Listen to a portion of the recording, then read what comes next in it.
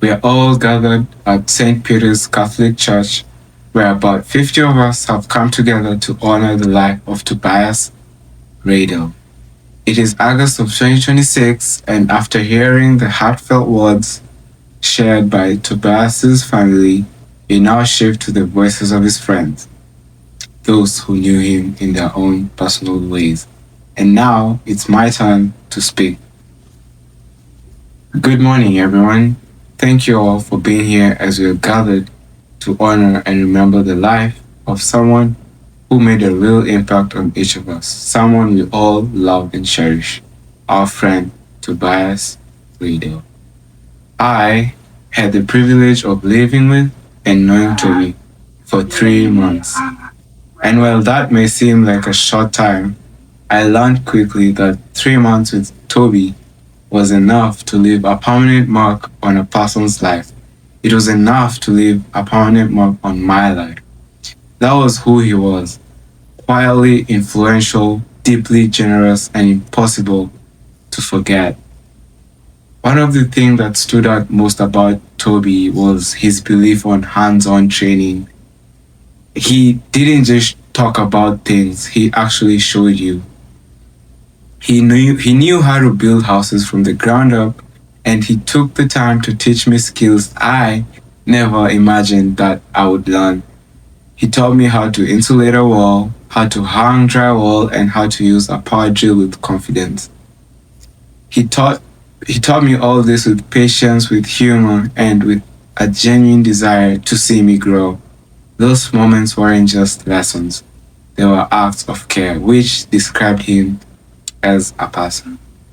As someone who was fairly new to the United States, I often felt like I was finding my way alone. But Toby refused to let me feel that way. He spent time with me, sharing stories about his own life, how he grew up, the challenges he faced, the adventures he had taken throughout his life. His stories were never just about entertainment, they were windows into who he was as a person, a resilient, curious, and always searching for meaning. That was the kind of person Toby was. Toby also shared with me his understanding of the Bible. He had a unique way of breaking things down in an honest, expressive, and sometimes so surprising that it will actually stick with you. He was a firm believer in Jesus Christ. I still remember him telling me, the Bible says King Solomon had done everything, and that means he had even done drugs.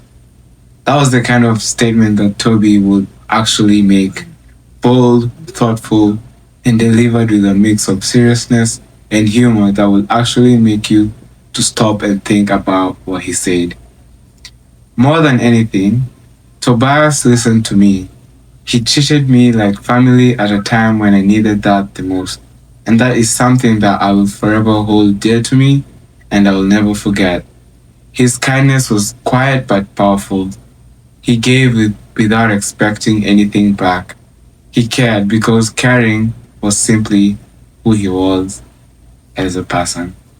And although I'm deeply, deeply saddened that he's no longer here with us, I am also at peace.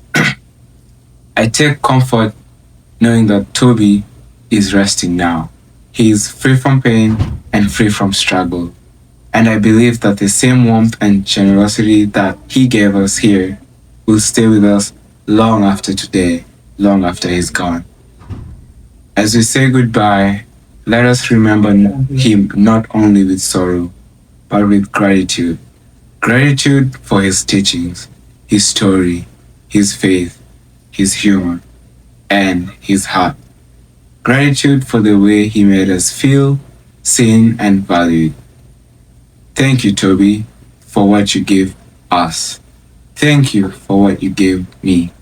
You will be missed, but you will never be forgotten. May you rest peacefully.